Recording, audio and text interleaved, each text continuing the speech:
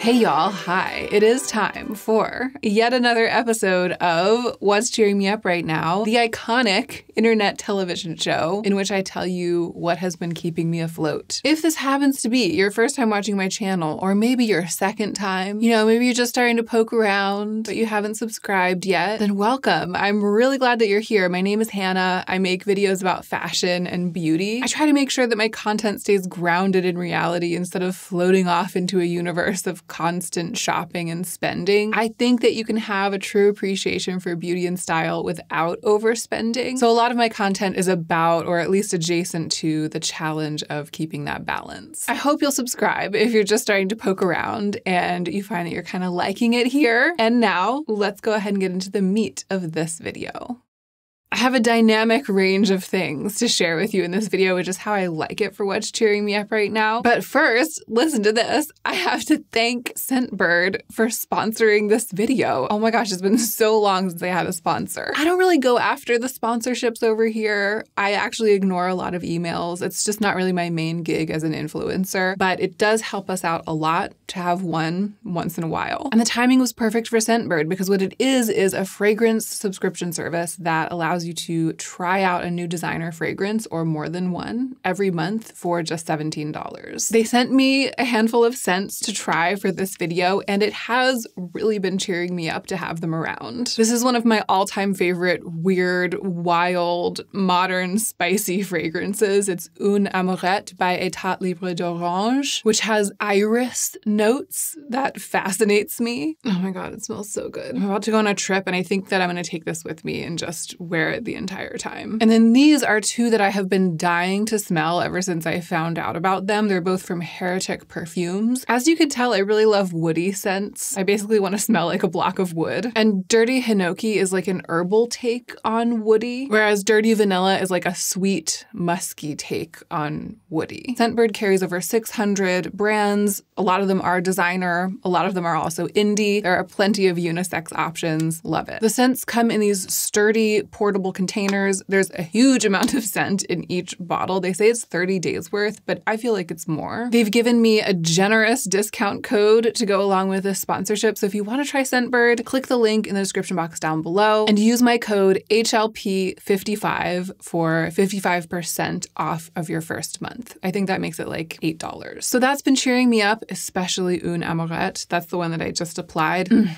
I mentioned that I have a trip coming up and that I'm planning to wear it for the entire trip. That's the next thing on my list. And it's really soon. I'm leaving tomorrow. Filming this video is like my last act before I depart on this trip. Well, actually, packing will be my last act. I haven't actually done it yet, but I have planned all my outfits, as I want to do when I'm going on a trip, especially this one, because what it is an influencer trip. It's not exactly a brand trip. I mean, it's not a brand trip in like the traditional historical sense, like Benefit brings a bunch of influencers to the middle of the desert and hands them all samples of their new mascara, or Tarte takes everyone to the Bahamas or something. Like, it's not that. And it's not that because it hasn't been organized by a brand to promote a product, which is what traditional brand trips have been. This is, I think, unique. I think it's like the first of its kind or one of a kind. It is a trip that's organized by influencers for influencers, just for us to get together and be together in one place and like get to know each other and have community in person instead of just online. Ironically, because it's social media, working as an influencer is a really solitary and kind of lonely job. And even though we're connected to each other, like I'm connected to my peers, other people who do work similar to mine, those connections are almost all digital most of the time. You know what I mean? Like they're mostly online. And there's so much that can't happen in terms of building friendships, building community, and also building like a solid network that's work related, the kind of network that helps you more fully understand the nature of your own job, gives you information about how other people are doing in the same work that you do, that helps you make better choices. The doors are closed to a lot of that for a lot of people working in social media, especially more like micro influencers. And it can often feel like we're just flying blind. You know what I mean? It's like 10 o'clock and 2 o'clock, flying blind and like alone. Anyway, I've really gotten up into my soapbox, but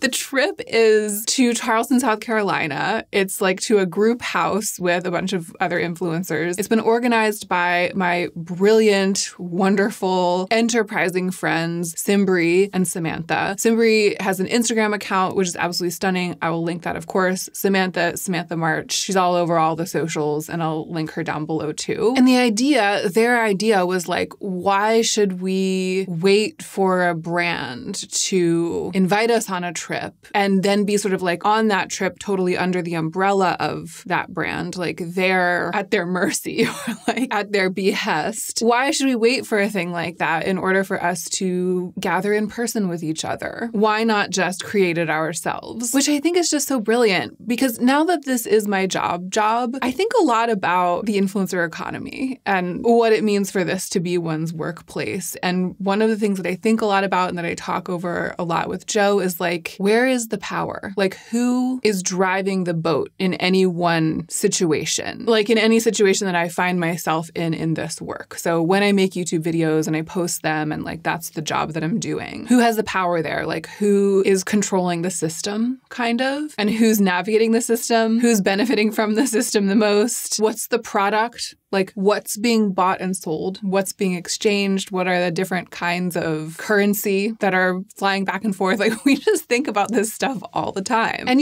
a deep dive into that is definitely a topic for another day. But what I love about this trip, this event that's about to happen, is that it's Simbri and Samantha just taking the power. They're like, let's do what we're great at. Let's organize. Let's connect. Let's rally. Like let's build this event out of nothing. We have the power. We don't have to wait around and be hired by someone to do it. We can like hire people.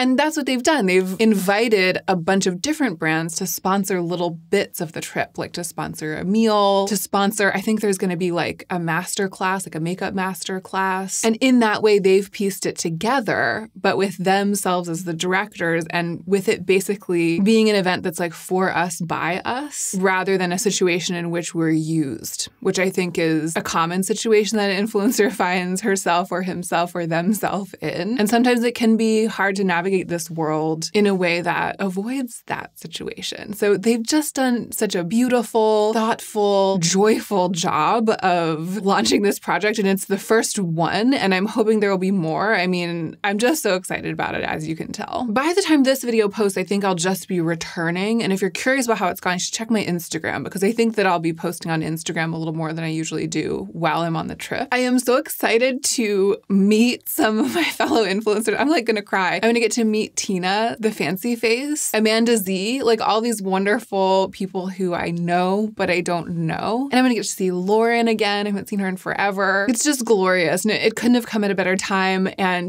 Joe and I we're not really good at taking time off, taking vacations. And it's not totally a vacation because it's a work trip for me, but it does, promise to be festive. I think that it's going to be extremely festive. And I feel really, really lucky to be involved. Maybe I'll do like a get ready with me, how was the Charleston trip video? Something like a casual chit chat, get ready with me. It's so old school. Let me know if there's an interest in that. Maybe there's not. Or maybe it's something that would make more sense just to do on Patreon. You let me know in the comments. But I had to share it because it is, especially because I'm just right on the cusp. Like I'm going to film this and then I'm going to pack basically. Because I'm right on the cusp of that, it is absolutely the primary thing cheering me up right now. Okay, let us talk about books. I have been reading up a storm, and I think that it's because I read Stolen Focus and I did this meditation class, Julia's meditation class, which, by the way, I think she's made it available as a class that you can take without being in the group class online. Like when I took it, we met every other Sunday as a class online, and there were like live lessons, but then there were also lessons that were pre-recorded that we would listen to throughout the week, and that's where like the concepts would be in the homework and all of that stuff. And then usually the in-person stuff would be like question and answer, like people troubleshooting, Julia helping us troubleshoot our developing meditation practices. I think that she's made it available so that you can take the course yourself, like a self-guided version of it where you just have the recorded lessons. Maybe I'm wrong, but I think I read that. And if so, that's so exciting, and I'll link it down below. But if you decide to do it, I recommend doing it with a friend so that you have a buddy, like an accountability buddy, as you launch into that world of that practice. But you could like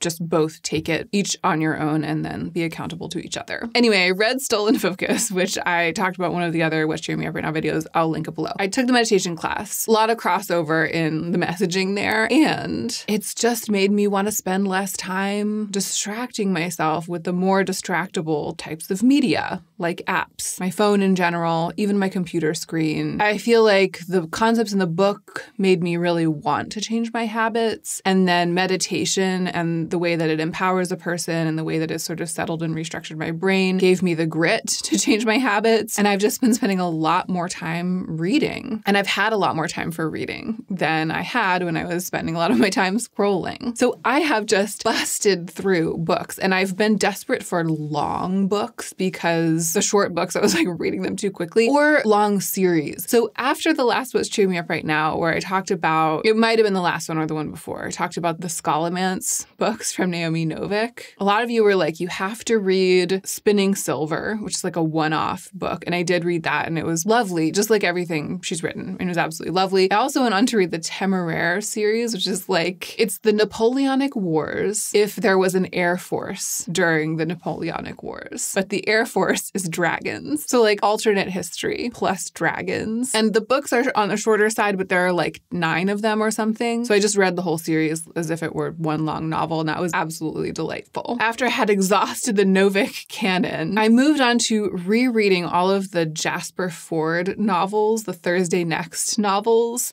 How can I even just briefly explain what they are like? I don't know if I can. They're set in the 1980s, except for that there's some time travel. They're absurdist, and it is also like alternate sci-fi history. So it's like set in an alternative version of England in the 1980s, a version where there are things like cloning, again, a little bit of time travel, but most importantly, it's a version of our world in which everybody is completely and utterly manically obsessed with literature. Like there's always a line out the door at the museum that has the original manuscript of Jane Eyre in it. And people are as excited to line up and go see that as they are to see a blockbuster film or to see like a rock star in concert in our actual current world. And that is part of what makes it so delightful. But also it's just very clever, silly, but poignant, well-written in its own way, excellent characterization. I mean, the books are like a wild romp. And I had read them already a long time ago. I mean, it must have been 15, 20 years ago.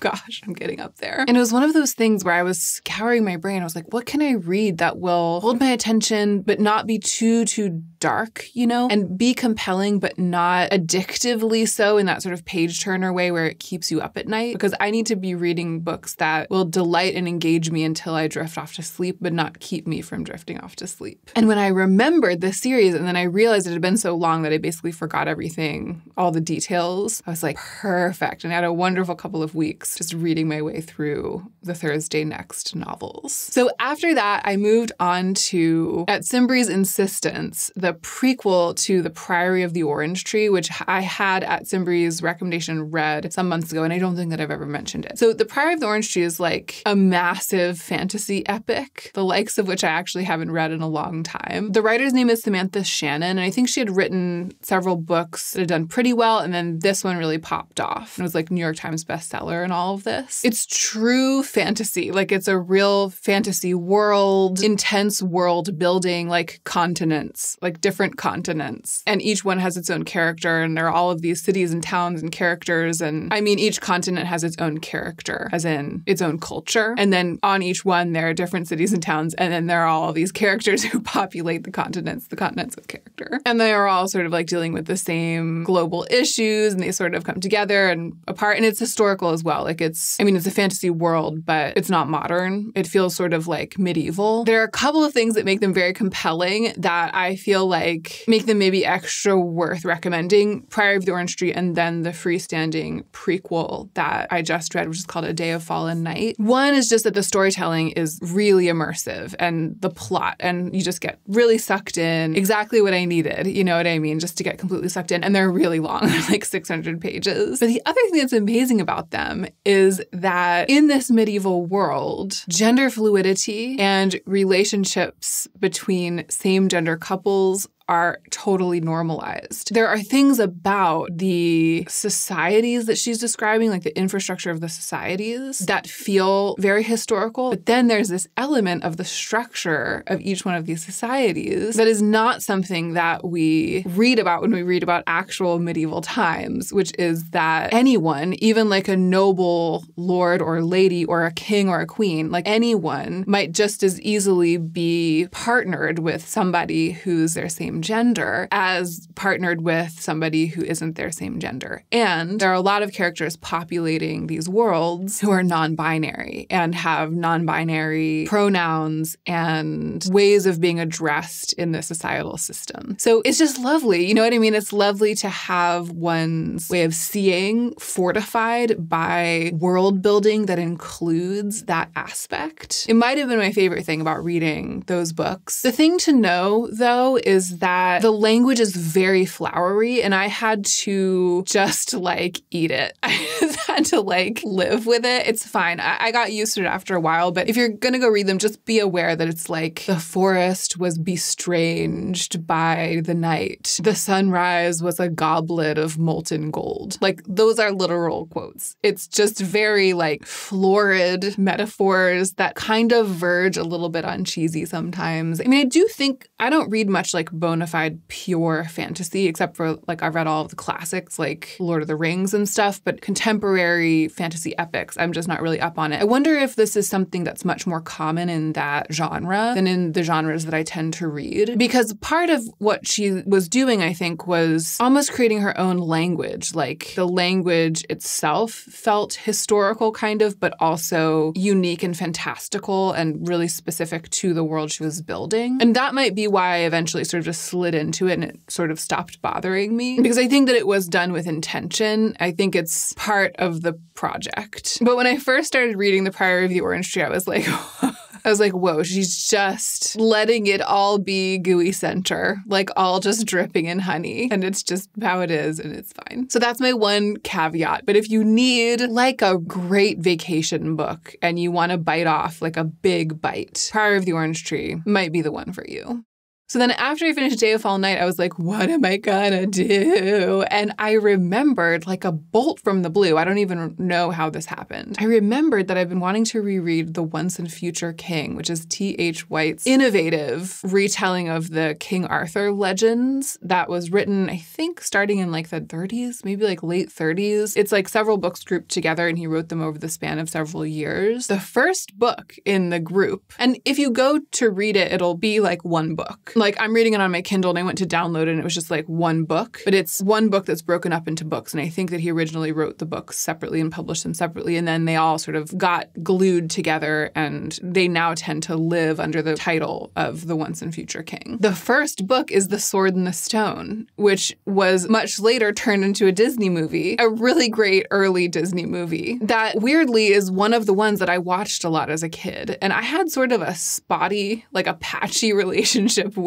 film and television as a kid because we didn't have a TV, but sometimes we would like be in spaces where there would be a TV, and then we'd end up watching the same VHS tape over and over again. And somehow I was like caught in a loop somewhere. I can't even remember the details, but I ended up watching The Sword and the Stone over and over again at some point as a kid. Or maybe we just rented it a lot from a video store and we had like borrowed one of those televisions that only had the VHS, didn't connect to the aerial, but did have like a VHS slot built into it. So we would like watch movies, but we couldn't watch TV. It's a bit fuzzy. All I know is that The Sword and the Stone, the Disney Sword and the Stone, is like burned into my brain. And I read The Once and Future King, again, like maybe 20 years ago, and I remember just loving it. It's also really long. It's like 650 pages long, so it'll hold me for a while. But again, I didn't remember any of the details. I didn't even remember that The Sword and the Stone was part of it. Like, I didn't remember that T.H. White had written The Sword and the Stone. I literally remembered nothing except that it's King Arthur and that I loved it. So I just started that. And maybe it won't live up to my memories, but I thought that as long as I was delivering the saga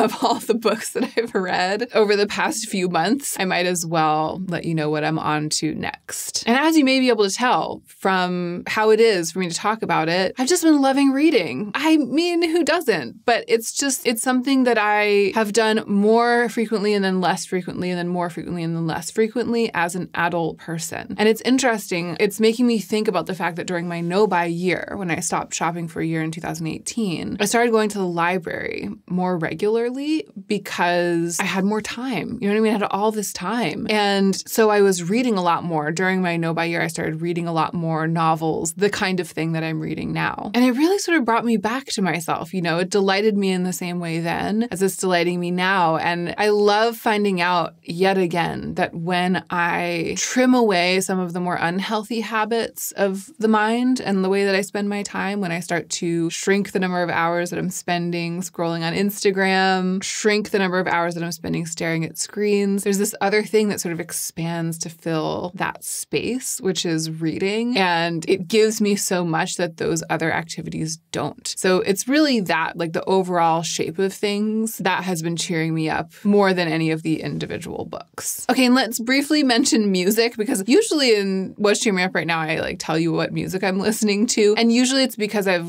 either built a new playlist or found a new musical artist that I've been like chain listening to. That's not quite the situation right now, but I do have something to share music-wise. We have a record player and a modest collection of records, and some of them have more presence in our lives than others. Like we have some records that are just our classics and that we're always putting on and playing. We'll play them like in the morning when we're getting up and having breakfast and stuff. And then in the evening while we're preparing dinner, or like sometimes there's a little hour of just resting and reading in the living room before dinner starts, before cooking starts. We'll often have a record on at that time. And lately, some of the ones that we haven't played as much or that I'm not as familiar with have sort of been coming out of the woodwork. And one of them is classical music. It's the Chopin Preludes, 24 Preludes, which I don't know classical music. I mean, I know some, like probably recognize Beethoven versus Mozart or something, but I don't know I don't know very much about the landscape of classical music. But this record, which one of us bought at some point in a record shop years ago, and it's just been sort of stuck in amongst our records. It's a guy named Brylowski playing the 24 Preludes. And I just started playing it a couple of weeks ago, and I just love it. I absolutely love it. It's 24 little short songs on piano, all played together in a row. And half of them are on one side of the record and half of them on the other. And the first side is very like classical music, like having my coffee and croissant and living my best life, you know. And then the second side, it just starts to get a little, in the second half, we get into like the second half of the preludes, it just starts to get a little bit dramatic and very like teasing. Like you feel like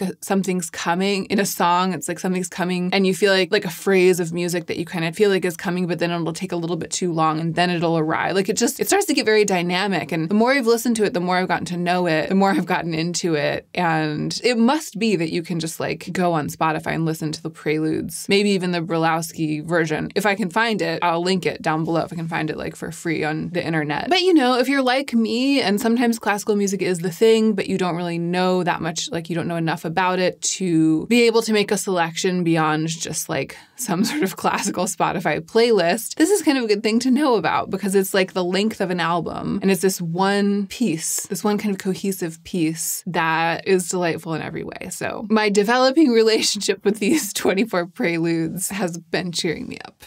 And lastly, you knew I was going to mention it. I'm filming this the day after the channel has passed 100,000 subscribers. I do not even know what to say. I didn't plan this part. I didn't really plan any of this video. I just listed the things I wanted to talk about, but now I'm realizing I should have gotten myself together a little bit. I mean, I don't want it to be like I'm receiving an Oscar or something, but the main thing to say is like, thank you so much for being subscribed. If you're here and you're watching, I mean, not just being subscribed, but like watching. At the end of my no-buy year, when I had done the whole project and I had gotten like some handful of thousands of subscribers. I can't remember how much it was right at the end of that year. But in my last video of my first year on YouTube, I talked about the fact that I, in addition to everything else, the whole no-buy project and stuff, I was just shaken. Like my world had been shaken by the fact that any number of people wanted to come and hang out with me and listen to me and hear what I had to say and consume my content. I mean, I think I wasn't thinking of it in those terms at that time. And now it's 5.5 years since I started the channel and it's become a little bit more a part of my life. that truth, the fact that there's an audience and that I can keep making this content because people will keep watching it and it works and it's part of my work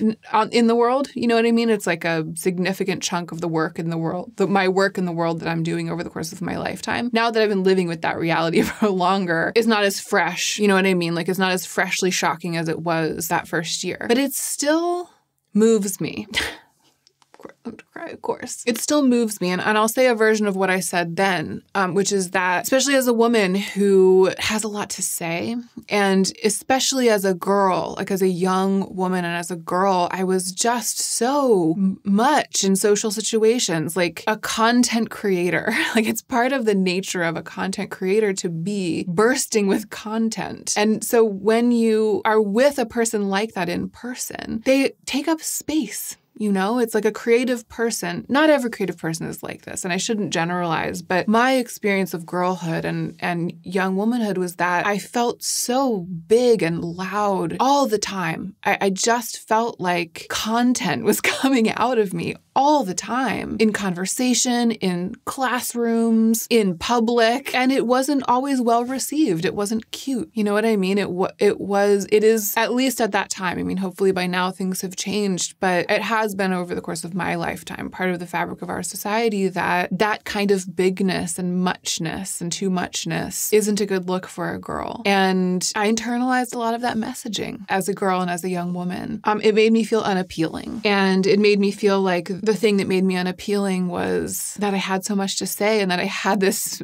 particular kind of energy with which to say it. So to now be in this work where it is that exact quality, it is that exact quality that is the foundation of the work that I do with my husband running this channel, and that it's so delightful, and that it's suddenly, especially over the past couple of years since Joe started helping me and doing so much behind the scenes, you know, and just making my part of the work less fettered by little tasks. It has become a viable life. You know, it's become work, real work. To have that be the case, it just feels like this combination of like blessing and retribution that does still surprise me. Even after all of these years, even at 100K, like it does still surprise the little girl in me who feels unpopular. You know, unpopular and doesn't know how to fit herself into the mold that will make her someone who other people want to spend time with. Okay, enough of the childhood trauma stuff. I did not expect to go there. Thank you for being subscribed and watching my videos.